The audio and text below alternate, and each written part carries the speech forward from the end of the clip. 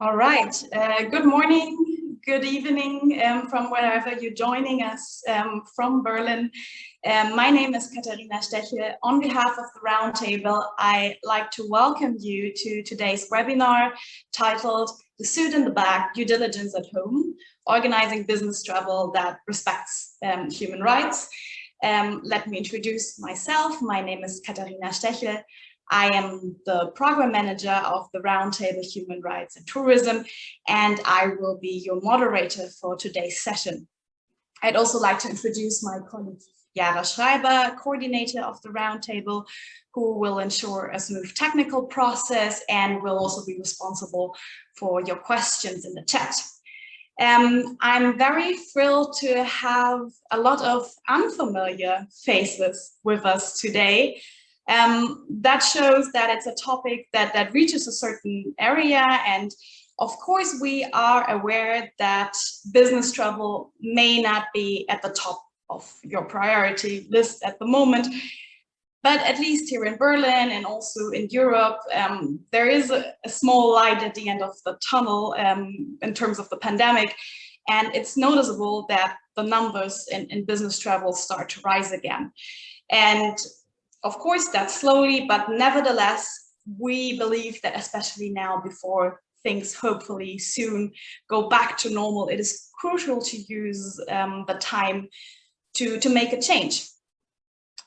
Before I introduce our high-profile speakers, let me take the time to ask you to subscribe to our newsletter. We won't bother you with a lot of emails. It's just an update of all the upcoming events that we have.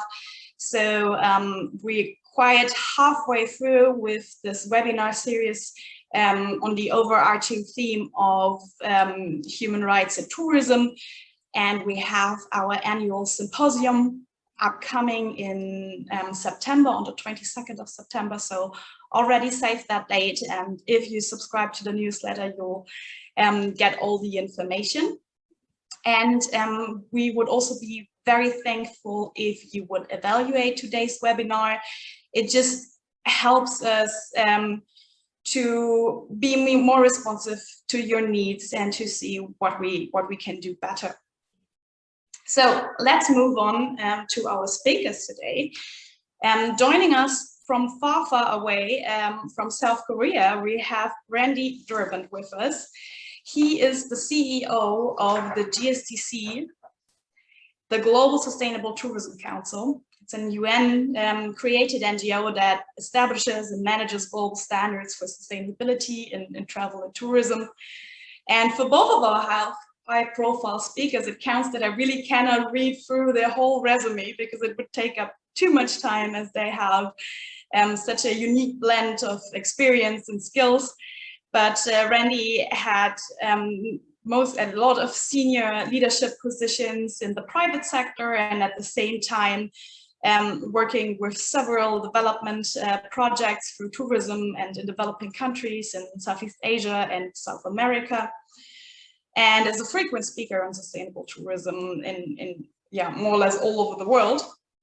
And we have Jessica Espinoza with us. She's an international expert in business and human rights, and especially in women's and children's rights, and has conducted numerous research studies and trainings for ECPAT and other human rights organizations. She's also going to present one of her studies today. She currently works as Vice President for Private Equity and Venture Capital Investments in Emerging Markets for KfW, and is also a PhD candidate at the University of Singen. Glad to have both of you here. So let's talk business. First, our business. As we have so many unfamiliar faces with us today, I would shortly like to introduce the Roundtable Human Rights in Tourism. We are the largest sector dialogue platform in tourism and are a multi-stakeholder initiative that was founded in 2012. We currently have 33 members from 6 countries and from 5 interest groups. We have tour operators, we have travel associations, multipliers, civil society, and certifiers. The membership is actually open to all tourism companies who are interested in promoting some sustainable tourism and who conduct with our human rights commitment. So if you're interested in a membership, just send us an email. We're always happy to also discuss any upcoming human rights issues. And we really see us as this platform for the exchange of knowledge and for mutual learning within the industry. Of course, all of our work is based on the UN guiding principles of business and human rights. And for us, it's just important to work for the greater good and to ensure that everybody in the tourism industry respects human rights. Okay. Let me quickly touch the housekeeping rules of today's webinar. You already noticed that the webinar will be recorded. You'll also find the recording hopefully quickly after this webinar today on our website. All of you are muted by default, so please use chat function to ask your questions. As already said, we would highly appreciate if you subscribe to our newsletter and fill out a survey at the end. We already posted that link in the chat. And then we'll talk just for 1 minute about the agenda. So Randy is going to give us an introduction. Let's see how you actually organize sustainable and socially responsible business trips. What is that? And how to define a roadmap, how to get like a strategic approach, and how GSTC actually trains companies to do so. And then we have Jessica Espinoza with us, who will give us a practical example on the theme of child protection, and will show us how the implementation of guidelines or due diligence strategies in business travel work. And she's going to present the key findings of a study that she recently conducted and also share her recommendations with us. That's from my side. Let's dive right in. And Randy, the stage is yours.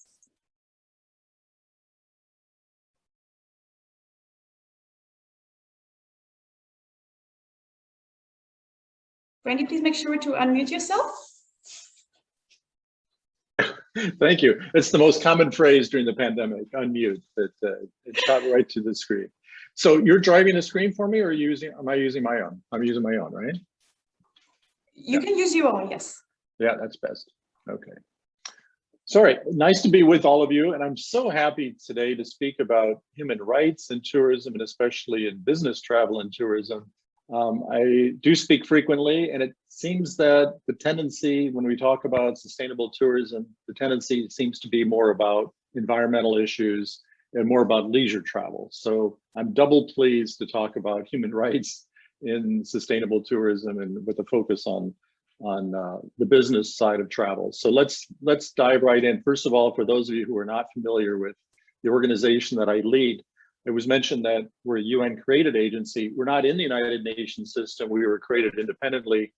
In 2005 is an important year for the UN system, where UNEP and UNWTO got together and did some work defining sustainability. And I think this one sentence definition of sustainable tourism stands up today. Notice that they talked about communities and social issues, not just environmental impacts.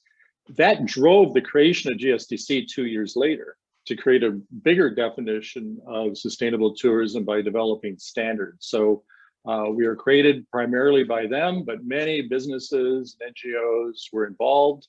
Later, we merged in 2015 with the UNEP created tour operator initiative. We're heavily engaged in the UN entity, One Planet, and so forth. So we remain strong. We maintain strong ties to the UN system, but we're a distinct NGO, nonprofit organization. So we created 2 sets of standards based on these 4 pillars.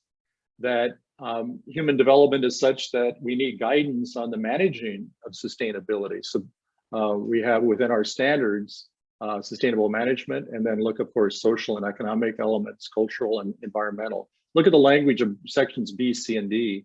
Maximize benefits and minimize negative impacts. That's such a big piece of sustainability because of the tremendous power of good of tourism. So we want to maximize those things.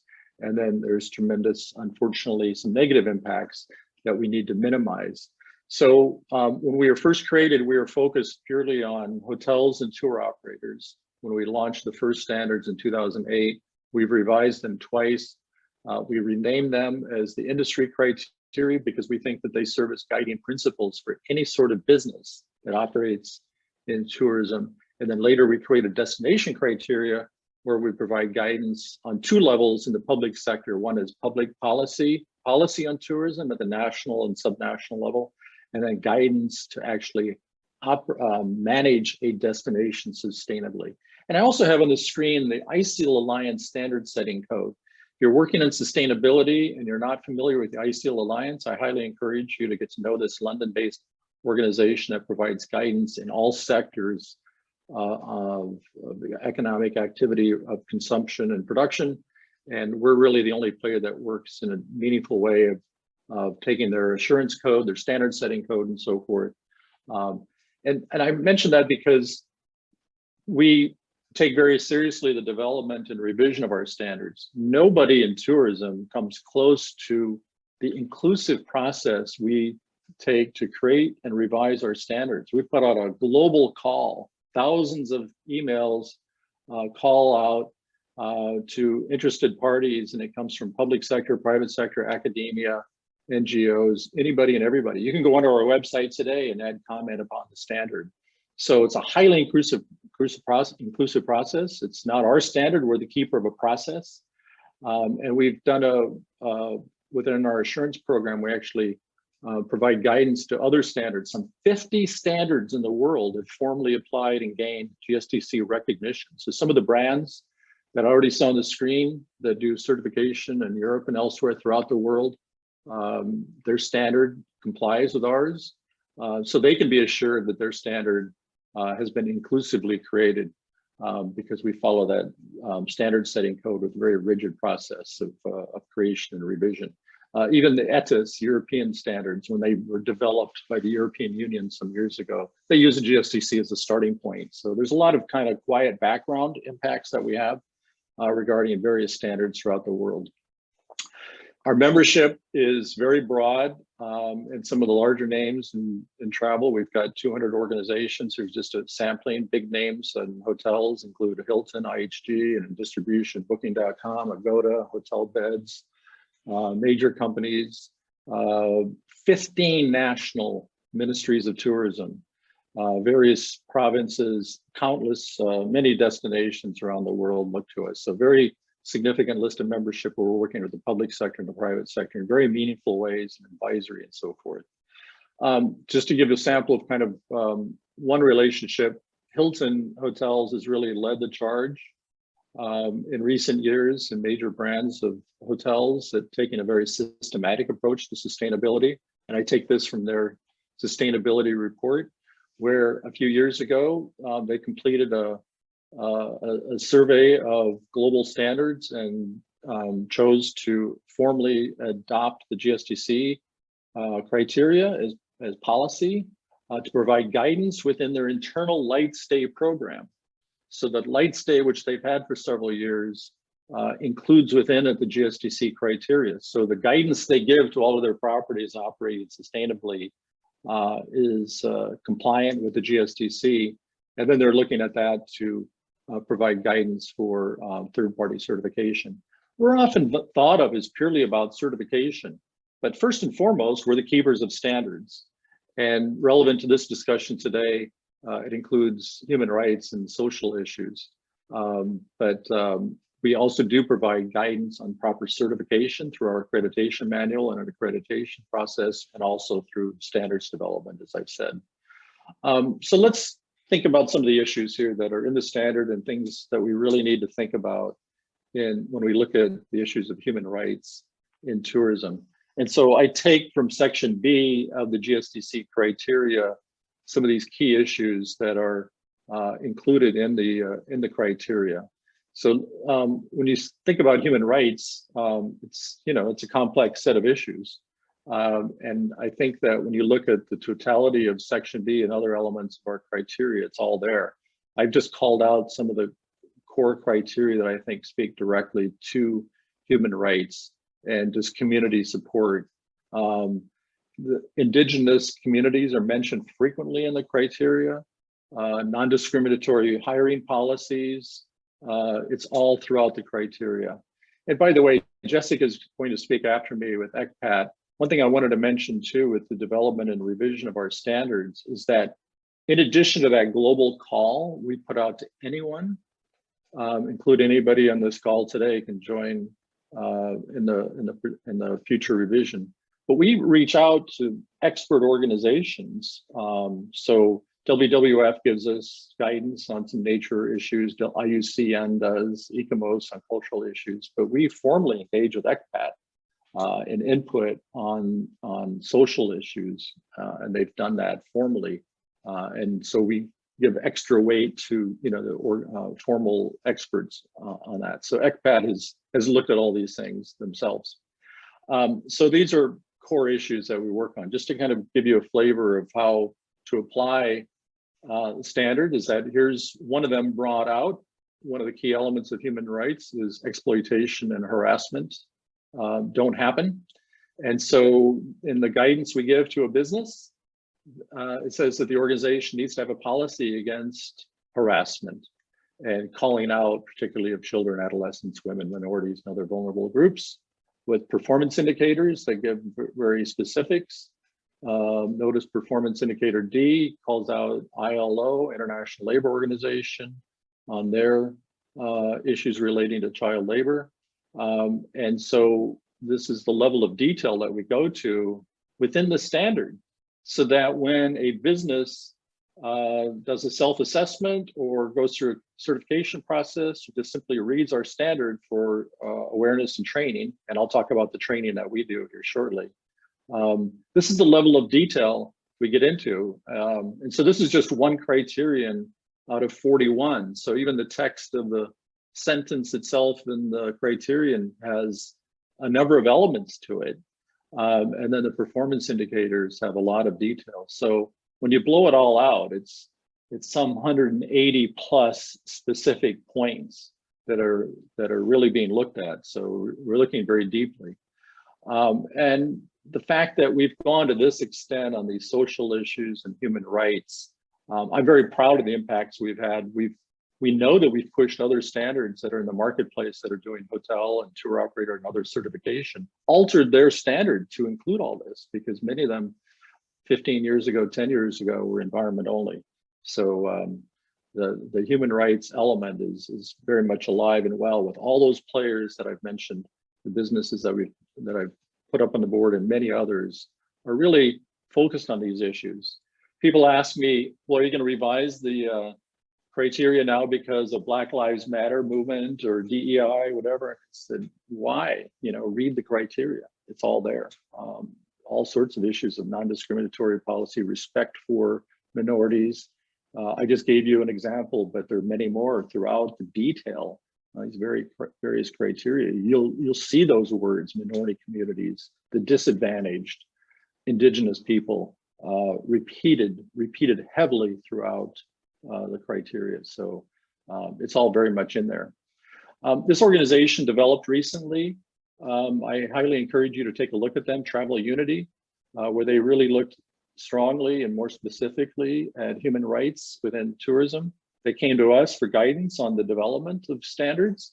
And so even if you go to their website, Travel Unity, and I've given you there's the URL, travelunity.org. You can see they even sort of copied our structure for how to develop their and present their standards. Flattery is a good thing.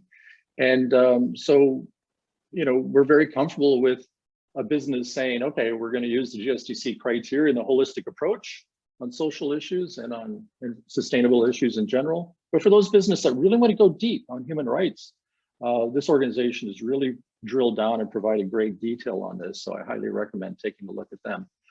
We see more and more businesses really focused on social issues. So ESG has been a buzzword in the hotel industry, environment, social, and governance, and reporting to shareholders and to EU regulators and so forth. ESG has been used heavily.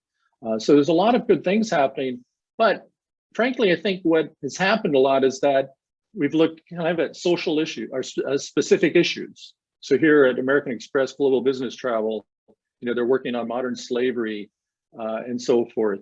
But they and many others are really looking now to kind of expand and cover the issues much more holistically. We know for a fact that they're looking at these issues right now and wanting to have a broader view and a broader understanding and a broader application. And BCD BCD and American Express are two of the largest business travel groups. You can go find on their website the guidance they're giving on sustainability, and they both and many others include social elements and include human rights, and their reports are downloadable, and you can get real life examples of how they're applying these things. If you're not familiar with this organization, I recommend it. Sustainable Hospitality Alliance. They have only 14 or 15 members, but they claim that those members cover something like 25% of global market share of hotels, and it's big players such as Marriott and Hilton and Hyatt, Deutsche Hospitality, which includes Steigenberger and Jazz Hotels, and it's Wyndham, and big players. And they have very good resources and tools. They have measurement techniques, initiatives on carbon and water, but I call out the social issues here and the human rights issues.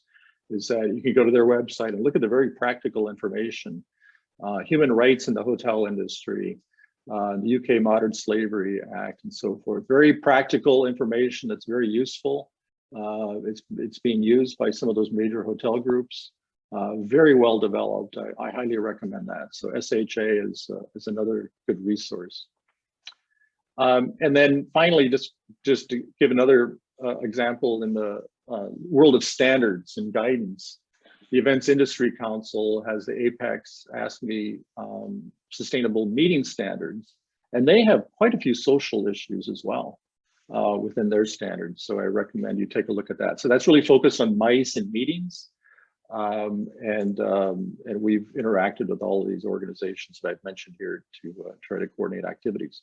I'm going to shift gears here very briefly, and I want to share with you, and my time is running short, but just very briefly. The reason I step outside of travel here is to look at Kimberly-Clark and FSC. Kimberly-Clark is one of the world's largest producers of paper products and distributors.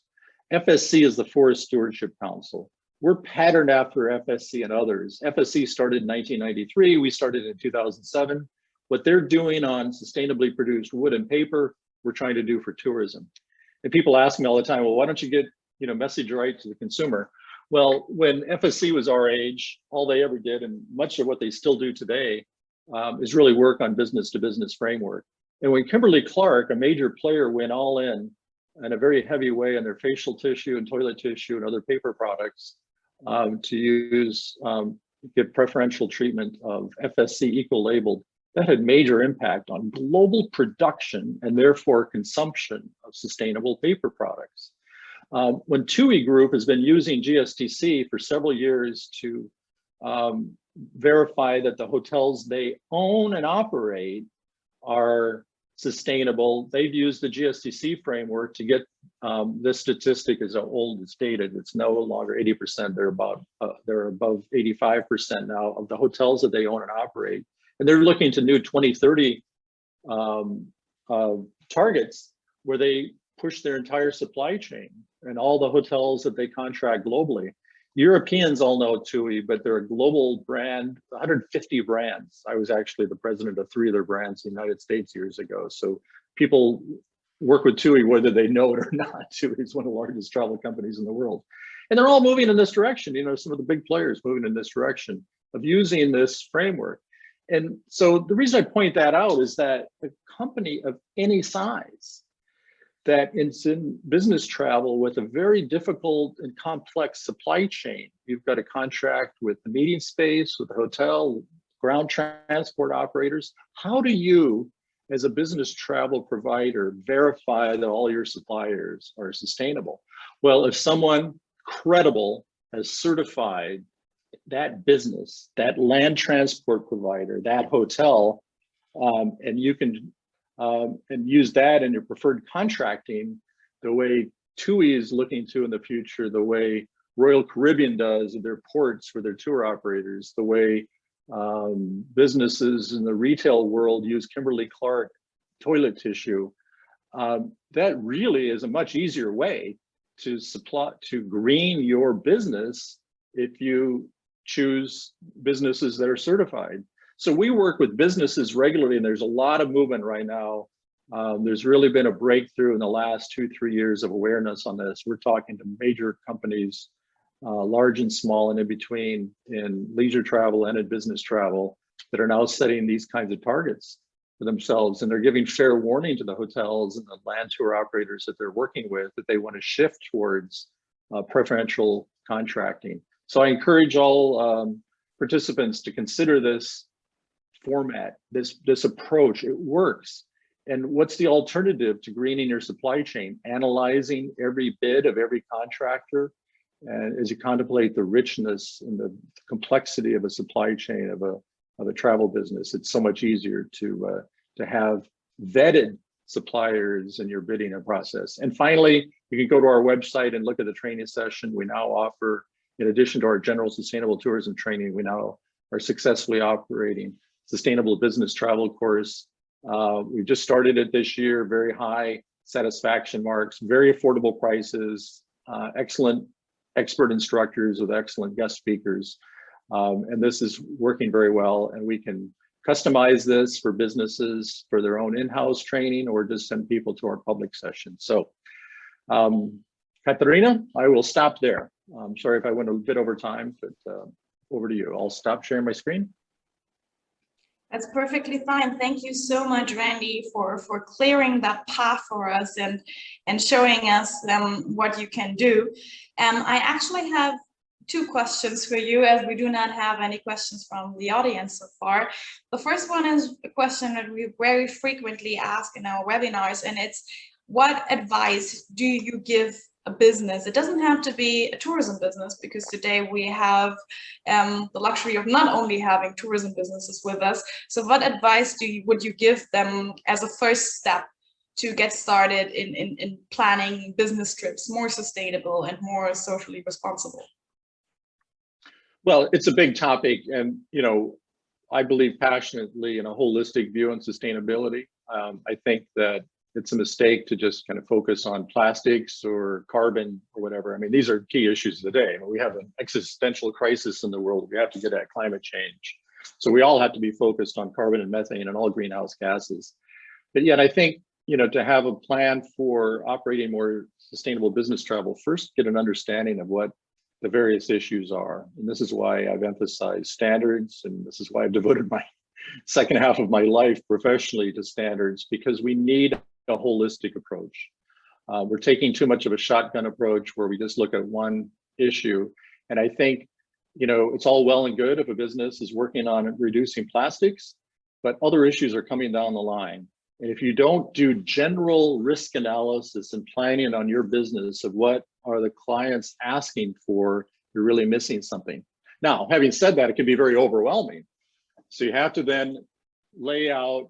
So the most important advice I can give is, first, take a holistic approach, but lay out a timeline that's realistic to say, here's our 3-year plan, our 5-year plan, and we're going to move in this direction. You can't do it all in a day. You can't do it all in a month. You have to set some targets and then celebrate victories. Get a team together. It can't be just the HR director alone teaching a few people some elements of sustainability. We need a full team. The iconic Marina Bay Sands Hotel in Singapore that we see in all the posters, major hotel, huge guest room capacity, and their convention center is world-class size, of even like normally a municipal convention center. Every employee in that enormous hotel and that enormous convention center has in their KPIs sustainability. The janitor does, and it's meaningful. And that's what it takes. You cannot just say to your staff or to your clients, we want sustainable in some vague way, or I want to do something on plastics. You have to explain what we want and why we want it and why we're doing it. I totally agree with you. Human rights, the whole topic can be seen as a deterrent from the beginning, but it's so important that it's somehow really implemented in the DNA of every employee of a company. I have a second question for you that goes more in the direction of where do you see other options or maybe even more leverage to influence human rights conform travel when we're talking about business travel behavior in comparison to private tourism or to leisure tourism?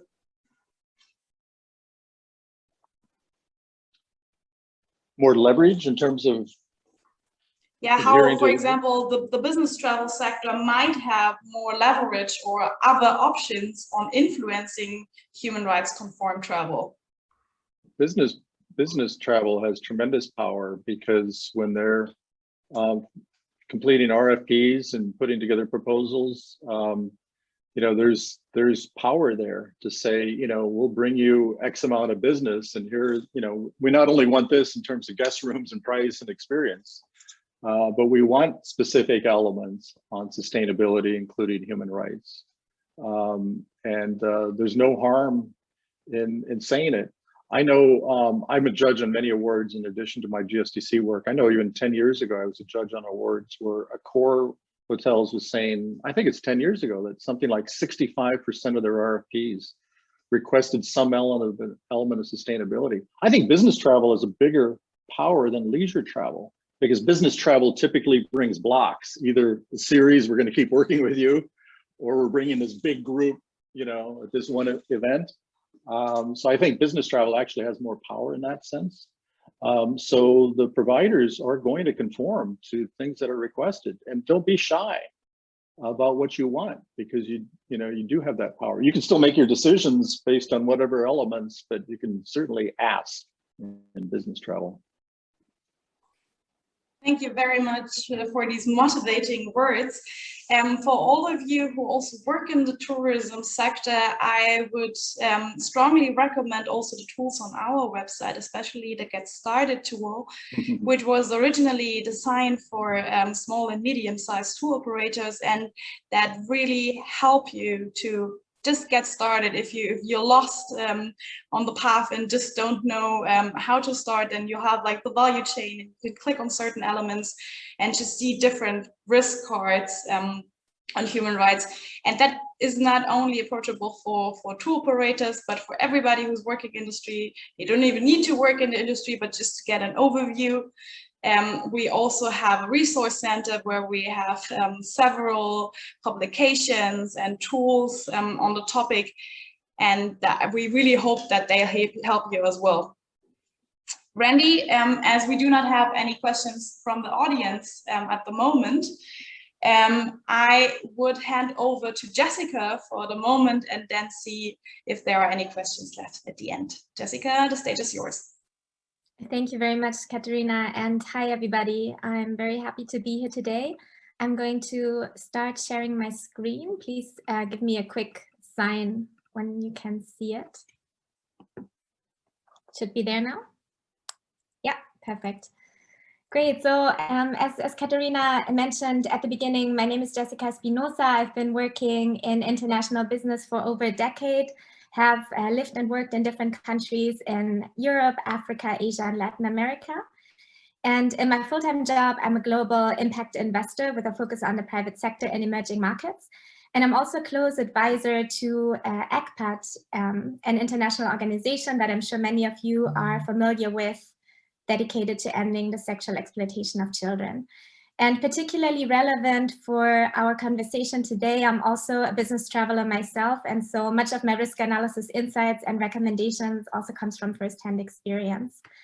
In my presentation today, I will focus on the issue of child protection as a specific aspect of business travel in order to show how human rights due diligence can be implemented very practical by means of this example. And so I will illustrate how business travelers, every one of us, can be part of the solution to combat sexual exploitation. And importantly, I will also highlight why it is so crucially important that every company has a clear approach to human rights due diligence. So let's get right into it. I was going to start with a quick video, but apparently Zoom is not the best platform to show videos to audiences. So I will skip that part and just share the link with you in the chat afterwards so you can take a look at it. But basically what I wanted to show here are the key insights from ECPAT's global study that was conducted in 2016 that looked specifically at the risks of sexual exploitation in the context of travel and tourism. And a key insight from that study is that the sexual exploitation of children in the context of travel and tourism has expanded across the globe and has outpaced every response at the international and national level. It's a global human rights issue and no country is immune. So the study has really shown that this is something, that is not happening in stereotypical destinations that we may think of, but is really a problem in all countries worldwide. And business travelers are fueling this demand for sexual exploitation of women and children. Prior to the study, a lot of attention was focusing on conventional travel for leisure. But what the global study has shown is that a lot of the cases of sexual exploitation and the demand for it actually comes from business travelers as well. And so business travel related risks are complex. They require company level policies, human rights due diligence, and a robust risk management system. Let us start with a quick analysis of the gender and child protection risks that we see specifically in the business travel context. And I have clustered these into 4 broad categories just to give kind of a high level overview of what we're talking about. So the first one, international business, business partner relationships, business meetings, conferences, delegations, and trade fairs. As I'm sure you know, in some countries, it's quite common to invite business partners to entertainment events in the sex industry, or to offer them in a more or less aggressive manner sexual transaction. This occurs often in connection with the acquisition of new clients, building important business relationship, the awarding of contracts in the context of negotiations. And these invitations can manifest themselves in a variety of ways, from the very explicit invitation to a brothel, a strip club, or a sex show, to the business partner organizing women and girls to appear, often unannounced, after dinner or in the hotel room. And then all the way to the more subtle arrangements of so-called female companions for business travelers during their stay at the location. Then another scenario, it's just kind of the other side of the coin, of course, is how do you react if a business partner asks you for such venues or arrangements? That's the kind of the first big cluster. Then similar risks on the right side can of course also occur during leisure time on business trips. So when you think about informal evening program with or without a direct engagement of other business people. So that could be, the classical situation, you attend a big international conference and afterwards you go out either with other people who attended that conference or perhaps also on your own. Now, companies have traditionally approached this from a corruption perspective, pointing out that the offering and accepting of these types of invitations is a form of corruption, or at the very least clouds the judgment and makes the employees susceptible to blackmail. And companies have been also quite concerned about reputational risks for quite some time. More recently, and I think that is mostly thanks to the UN guiding principles of business and human rights, national action plans for human rights due diligence, ESG standards with a specific focus on gender-based violence, and broader stakeholder expectations. Also, for instance, if you think about the Me Too movement, there's now a much stronger focus on the human rights aspects of this. That's to say, it's not only an issue of corruption and reputation, but it's also a fundamental human rights issue. Another very big area that I won't go into too much detail in, but just very quickly, is a foreign direct investment. So temporary migrant workers and a high influx of unaccompanied men who are often staying in workers' camps in close proximity to vulnerable communities. And this often leads to a rise in gender-based violence, and women and children are then in the community, especially at high risk of sexual exploitation, again, fueled by the demand of these temporary workers.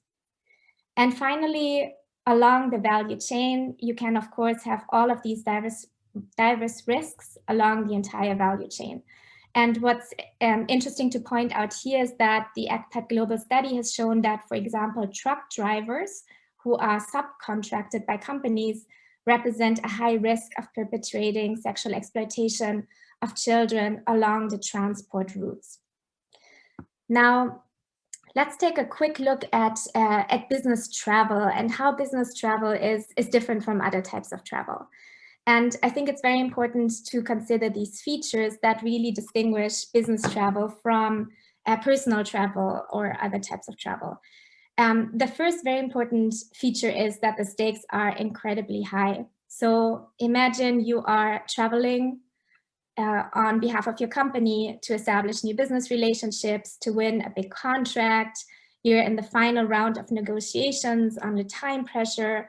So you have a lot of pressure to deliver on your business targets. And in these kind of settings, conflicts of interest between, on the one hand, your business targets, and on the other hand, integrity, are very likely to occur in one way or another.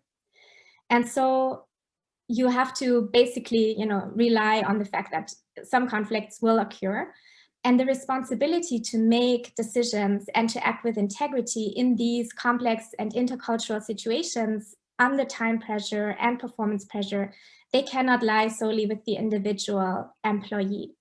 So a big question for any business traveler is, does the company have my back if I act with integrity, and if that creates a conflict with my business targets? And so company representatives need to rely on a company-wide global code of conduct and the assurance that integrity will not be sanctioned if a deal does not come through. And what is also then kind of the consequence, and it's a necessary element, but also the consequence of this is that clear and transparent communication of the expectations towards employees as well as business partners can prevent such critical situations from emerging in the first place. And just like good practice in the area of corruption, to illustrate this case, you may have heard this quite famous quote from a chief compliance officer of a German multinational company who said, "Nobody asks us for bribes anymore because everybody knows that we don't pay." And so this has been a major approach in tackling corruption. Everybody knows that your company will never pay, so nobody offers you bribes in the first place. And so we can achieve the same preventive effect if we take a clear stance against sexual exploitation and communicate that very transparently. Here, I just wanted to quickly ground us in the UN Guiding Principles for Business and Human Rights. So again, providing a quick overview of the different steps involved in a human rights management system.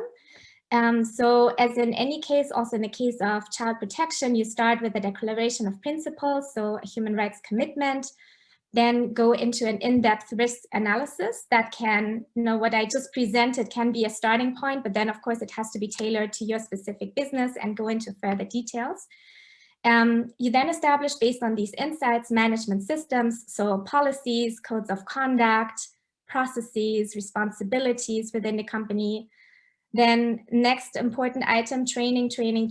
So really important to do simulations, to talk about scenarios, and to train your employees and managers.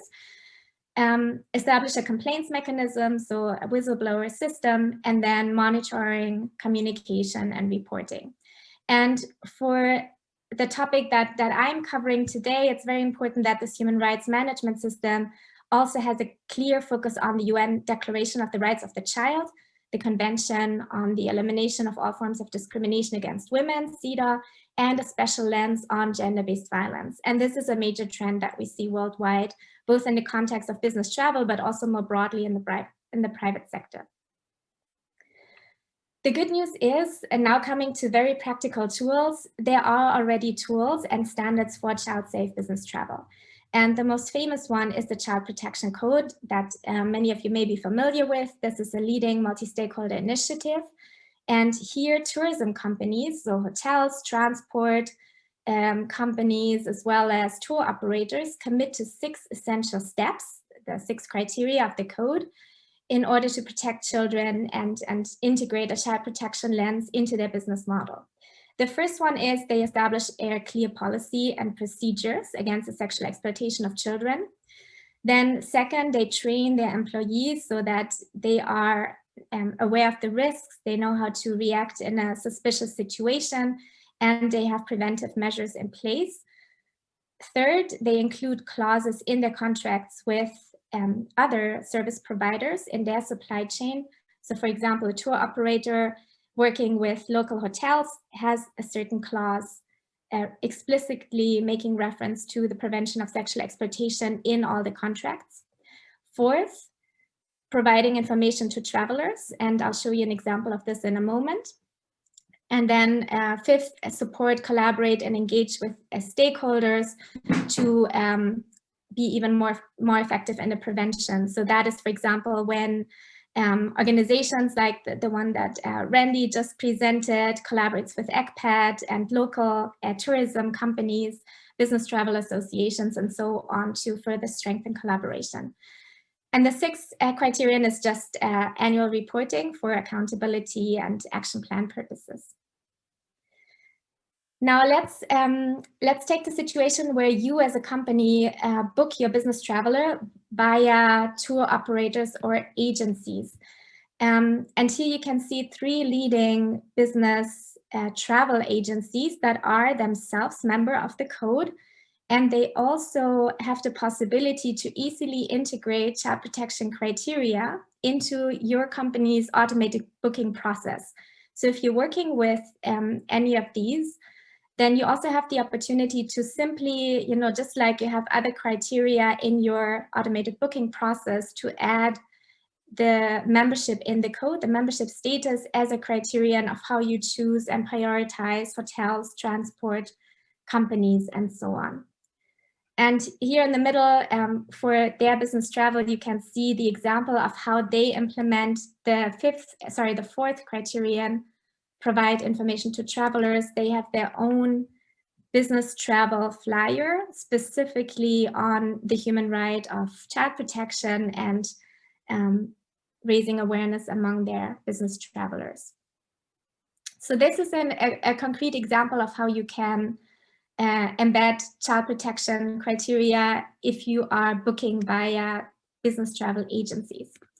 If you're booking directly, so in case you don't go via a travel agency, but in your company business travel is booked directly, there's also an easy tool. If you go to the website of the code, thecode.org, you can see the members category where you can browse members by type of members, so say hotel or conference venue or transport company, by country and by membership status. So you see the top members who have excelled at implementing the 6 criteria, and you can see all the other members who have committed to implementing the criteria and are working towards progress. You are the missing piece of the puzzle. So my research I did for ECPAD in the business travel segment has really revealed that we do have the supply. So as I just mentioned, there are more than 350 certified tourism companies that are members of the code. So the supply is there. The intermediaries are also now up to speed. So business travel agencies have the expertise, the network, and the ability to embed child protection criteria into the automated booking process. But what's currently missing, interestingly, is the demand. And while we do see quite a lot of awareness among travelers and other travel segments, for leisure especially, there's not the same level of awareness among business travelers yet. And so the demand from companies who give preference to the code members when they choose travel companies or book hotels, that is really the missing piece of the puzzle to move the needle on child protection in travel more broadly. Finally, what can you do if you observe something while traveling? So say your company has a clear policy, these type of risks no longer emerge in your own business relationships, but perhaps your employees or you yourself, you are traveling for business and you observe a suspicious situation in your context. What can you do? There's an international reporting website, don'tlookaway.report. So the process is you witness something, you want to react, you go to this website, it's also available on your phone. You choose the country you live in. So when you go to the site, you'll see a different selection of countries. If your country isn't there, just select any other country. They are all connected, so it doesn't really matter where you report it. You complete a quick form with your observation, what you have observed, what's suspicious about the situation. And then this information will go to law enforcement, so to the national police agencies who then coordinate internationally, as well as to child protection agencies and NGOs like ECPAT, who look after the victims of these suspected crimes. That on a very practical level, what you can do. In my study, I have also a range of like more formal recommendations of what companies can do very technically, but I wanted to keep this, this presentation today as practically oriented as possible to show you some tools that you can immediately put into action tomorrow, basically. And with that, back to you, Katharina. Wonderful. Thank you so much, Jessica, for really painting that broad picture and also showing us how the example of child protection is actually applicable to many, many different areas of human rights. I would be interested, of course, it might be easier as a private traveler to report a suspicious situation, but especially in that business traveling context, what would you say, what is the process? Because of course you don't want to put off your business partner, so probably you don't directly want to report something. So in your opinion, what is the process behind if you get any of these offers that you mentioned from a particular business partner? How should you react in that specific situation towards the partner, and how do you deal with it afterwards with your own company? Yeah, excellent question. So, I mean, the ideal scenario is that you can say, you know, we as a company have a clear policy. This is the policy. This is our stance. And then it's not, it's also, it's face saving for everybody. You're not personally rejecting them. It's much easier to stand behind a company policy. And we've seen in the case of corruption or other issues that a policy is always respected. This is company policy. Also, if you think about even things that are not criminal in that sense, but just kind of cultural differences. For example, if somebody wants to invite me to a football stadium, like things like that have also happened to me, right? It's in essence, it's not problematic, but we do have a clear company policy, so I cannot accept this. And similarly, of course, it's easier, to say we have a clear company policy. It's our anti-human trafficking policy, or we have a policy against sexual exploitation. And so we're also not contributing to anything or participating to anything related to the sex industry. That is our company policy. It's much easier than if I say, I think this is wrong because it fuels sexual exploitation and you don't know what could happen there. And so that's the ideal scenario. If my company doesn't have that yet, then it's more difficult, because then I have this conflict of interest, and I might risk the deal, and I don't know if I will get sanctioned. If I come home from my business trip without the deal closed because I had a conflict with my business partner. But in these cases, I think it is in any case very important to address this internally, like talk to your chief compliance officer or to any other senior person within the company, because the reason your company may not have such a policy is because they may not even be aware of what is happening when you're traveling for business.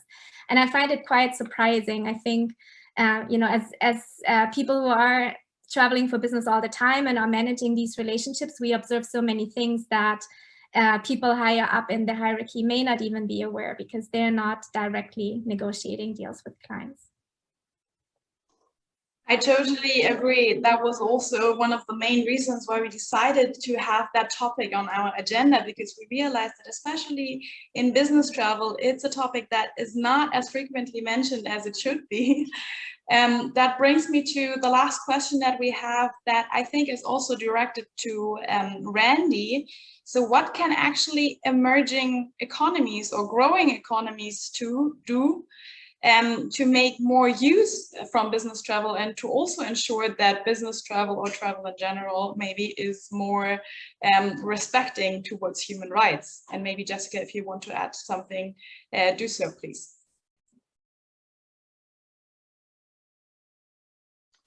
Jessica, or well, I would say that, you know, it's hard to distinguish between developing and developed countries in this sense. I think maybe some more traditional societies have some bigger challenges, but I think one thing I want to leave with everyone is that I don't think you can separate your business travel goals on human rights from your internal goals on human rights. So first, get your house in order. If we're strong internally on LGBTQ, we're internally strong on hiring and promoting without based on race. That culture then is so much more easily transported when we're doing business travel, because we've got the whole staff engaged and it's very comfortable. It's not some forced inorganic thing that when we travel, we do this. It has to be part of who we are as an organization. Now, on the issue of developing countries, you know, you start small. If you're looking to develop business travel, and you're looking for, is the question about attracting business traveler? Because I think sometimes we think of just big meetings and so forth, but in developing economies, I think there's tremendous opportunity to do more company retreats and business planning to get out of business. So whether you're rich or poor, large or small, there's business travel opportunities. But on the issue of human rights, again, I just think we need to integrate it into our own business operations. Then it becomes so easy to export into our business travel purchasing decisions. Thank you, Randy. Jessica, would you like to add something? Yes, so absolutely agree with what Randy mentioned. And I would add to that, that if you are an emerging destination for business travel and foreign direct investment and so on, this is really an opportunity to, you know, to build your brand and to create your own reputation and your USP in that sense. Because if you look at established business travel locations worldwide, and, you know, both in developed nations as well as in emerging economies, once your image is tainted, it's very, very hard to change that. And we've seen it over and over again that destinations that have been known for human rights violations or for sexual exploitation and have tried to reverse that image, it's extremely hard. So, you know, this is actually an opportunity to start building a strong brand and a reputation that you want to have in this field. I totally agree with both of you. Looking at the time, I would close the question round for the moment. I sincerely want to thank both of you, Jessica and Randy. All of us, I'm pretty sure, could benefit from your immense expertise in that field. And I think you also really well managed to encourage everybody to not see it only as a deterrent, but to really show that every single person and every single company can make a change. And that's just about getting started and then implementing it step by step. So thank you very much. I think we could talk about this forever and ever, but our time is finished now. So thank you very, very much. Please let us know if there are any questions afterwards. We're happy to answer them. If you have any upcoming human rights issues within tourism, also feel free to contact us. And once again, please make sure to fill out the short survey at the end so that we know what to do better, register for our newsletter.